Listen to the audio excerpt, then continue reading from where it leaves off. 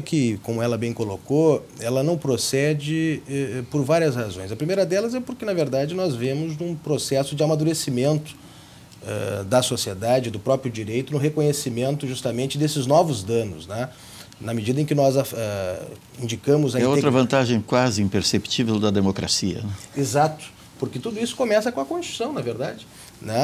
A proteção da integridade psicofísica do indivíduo, né, como um valor constitucional, como um valor jurídico, se inicia em 88 e se vai construir pela atuação, seja do Poder Judiciário, do Ministério Público, né, dos vários atores, né, do direito, reconhecendo esses danos. E o assédio moral no trabalho talvez seja um dos últimos capítulos positivos dessa história, né? E que é justamente o reconhecimento, em primeiro lugar, né, que no ambiente de trabalho, que hoje, indiscutivelmente, o mundo do trabalho é um mundo da pressão, é um mundo da pressão por metas, por resultados, mas ele é um mundo também que permanece com uma característica que é inerente à relação de trabalho, que é justamente a dependência do trabalhador em relação do trabalhador em relação ao seu empregador. Ou seja, ele precisa do trabalho, né? A ideia do acesso ao trabalho e da manutenção do trabalho.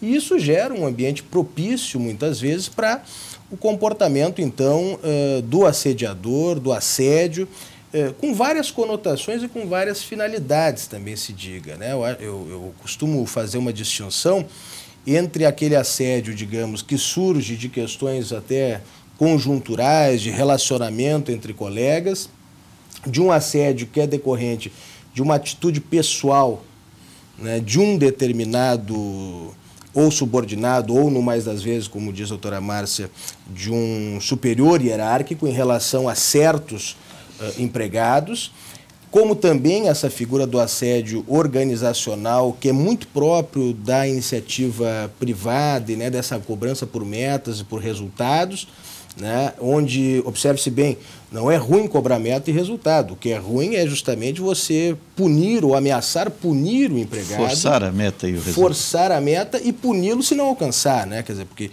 buscar metas e resultados é positivo, o que não pode é punir. E há N casos na própria jurisprudência em que se mostra justamente que a exposição ao ridículo, a diminuição da autoestima, digamos assim, a níveis em que não admitidos, são caracterizadores do assédio moral e geram, inclusive, o direito à indenização. Mas, se tu me permites, eu gostaria de falar ainda de um outro capítulo, digamos, do assédio moral, que também ocorre muito, que é justamente no setor público, né? No setor público nós temos, muitas vezes, a alternância no poder, e essa alternância no poder, naturalmente, pelas características do regime brasileiro... Na troca do agente político, né? Na troca do agente político se trocam todos os outros, né? Se trocam muitos servidores, né? Os cargos comissionados, enfim, os dirigentes dos diversos órgãos. E nessa situação também se percebe muito claramente situações de assédio moral evidentes, né? Aquele sujeito que muitas vezes tinha um papel central dentro da organização ou dentro do órgão público, né, deixa de ter trabalho. Quer dizer, é assédio também não dar nenhum trabalho ao sujeito. Vai para o arquivo. Vai para o arquivo. Vai para baixo da escada, como o pessoal brinca, né? Não há trabalho, não há processo, não há o que fazer. E o inverso é verdadeiro também. Quer dizer, eu quero punir alguém e dizer a este alguém que não tem competência ou que não tem condições de permanecer em determinado órgão, colocando trabalho em excesso para aquele desempenho, né? Isso é uma situação também muito concreta e muito evidenciada na cultura política brasileira e que caracteriza hoje aquilo que hoje chamamos, então, de assédio moral no trabalho, gerando também a possibilidade, além dessa atuação macro do Ministério Público, mas gerando também ao assediado a possibilidade de reclamar indenização em específico. Claro, há dificuldades práticas, dificuldade da prova, da demonstração, porque a prova aqui, via de regra, vai ser uma prova testemunhal, e aí conta com aquele problema que bem colocou a doutora Márcia em relação à participação, ou pelo menos à omissão, muitas vezes, dos colegas na caracterização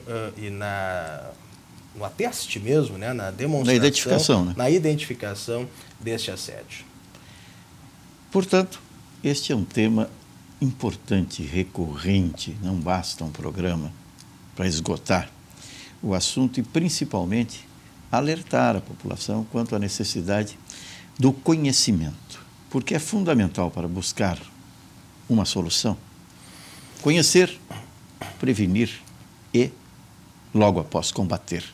Não é assim a conversa entre os três se desenvolve agora até o final do primeiro bloco e temos só 4 minutos. Márcia. Na verdade, também tomando um gancho feito pelo Dr. Telmo, eu tenho também convicção que assédio moral e discriminação caminham juntos. Por quê? Porque, no meu ponto de vista, e aí não é um ponto de vista médico, claro, eu vou até pedir licença para entrar numa seara, mas é um ponto de vista de quem lida com isso há quase 15 anos, quase 16 anos no Ministério Público. Nós respeitamos muito a intuição. A intuição tem muito valor científico, parabéns. E aí não precisa ter estudo, às vezes a intuição às vezes resolve e decide muitas coisas e diagnostica. Muitas vezes nós decidimos e definimos situações pela nossa intuição, pelo que nós sentimos. Então isso aí tem muito valor que está dizendo. Estou com licença, então. Não, licença não. Tá aplaudida por confiar na intuição. Porque o que eu tenho visto, assim, no meu ponto de vista, tanto a origem, porque me preocupa muito com a origem, mas onde é que surge, o que faz com que uma pessoa se ache no direito de chegar num ambiente de trabalho onde todos, como o Dr. Bruno colocou, estão ali, muitas vezes porque precisam daquele salário, daquele valor para sustentar não só a si próprio, mas a sua família. E o que eu tenho visto no dia a dia, esse de trabalho no Ministério Público, é que isso surge sempre num direito que a pessoa se autoconcede, num direito que determinadas pessoas acham que tem, de dividir as pessoas, de classificar as pessoas entre pessoas dignas do meu respeito e pessoas que não são dignas desse respeito. Em pessoas com mais direito à dignidade e com menos direito à dignidade. Desculpe, discriminar. Isso que tu está falando é discriminação. Como pode discriminar uma pessoa ser X, aquela pessoa é Y? Isto é daí que vem a expressão e a origem da questão das discriminações. Isso que tu está falando é discriminação.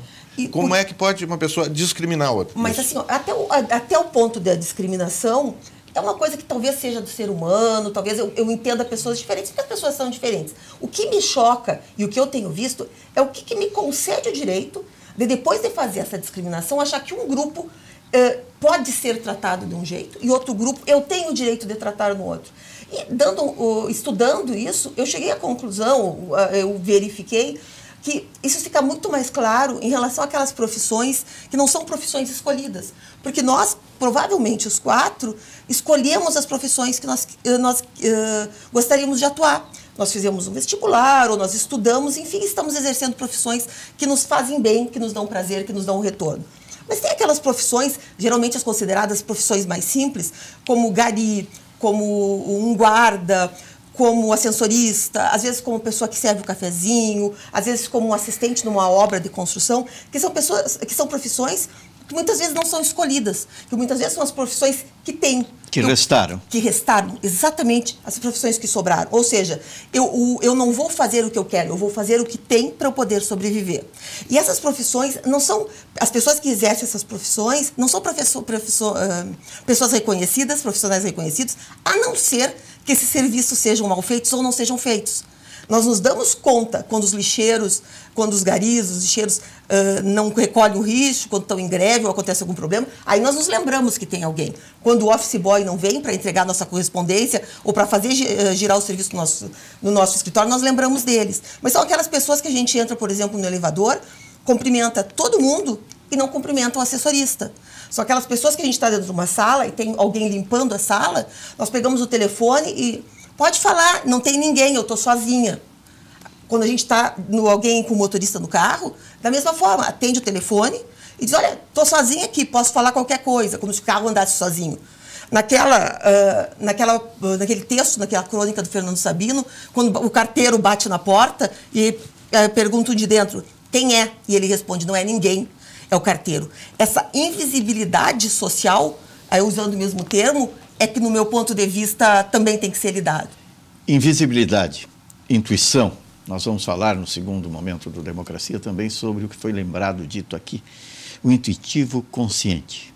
é aquele que tem a intuição, que prevê, mas que depois trata de elaborar esta questão para chegar à melhor conclusão. Se não estou errado, é um atrevimento aqui da apresentação quando estamos chegando ao final do primeiro bloco do Democracia, estabelecendo aquilo que é fundamental, respeito às diferenças.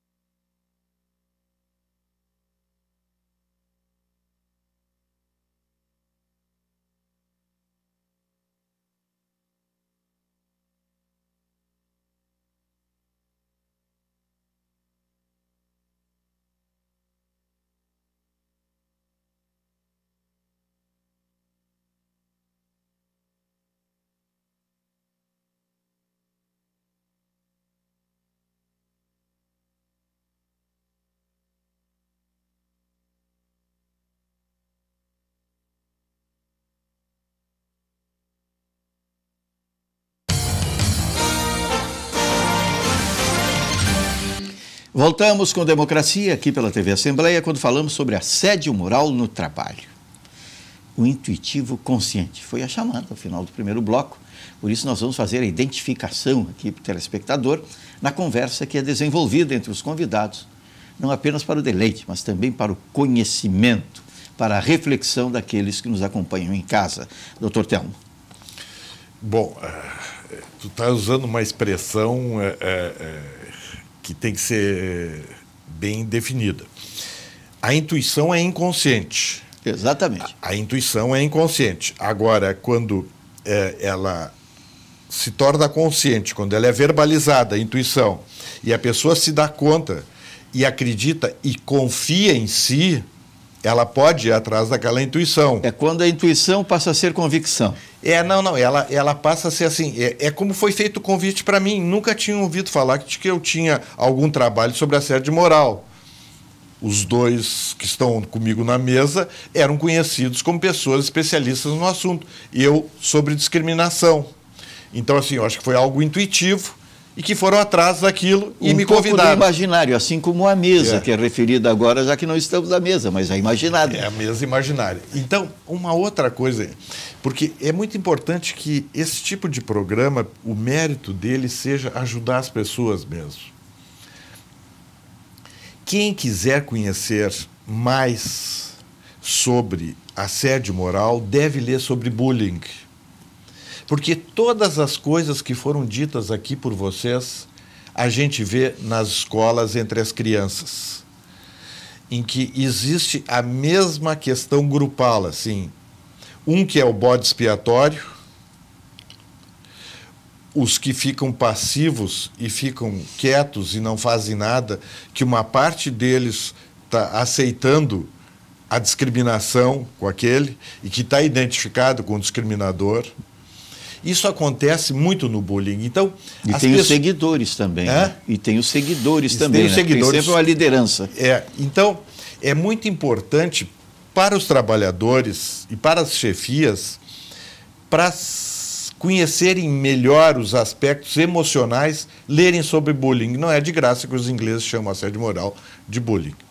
Então, e a outra questão que foi tocada aqui é a questão da dignidade.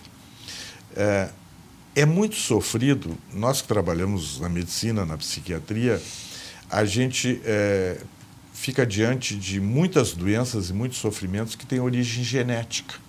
Isso é muito sofrido. E muitas vezes porque a gente sabe que aquelas situações não vão ter cura. Agora, quando a gente fica diante de um sofrimento mental causado por um outro ser humano, isto, em bom português, dá vontade de chorar. Isso dá vontade de chorar.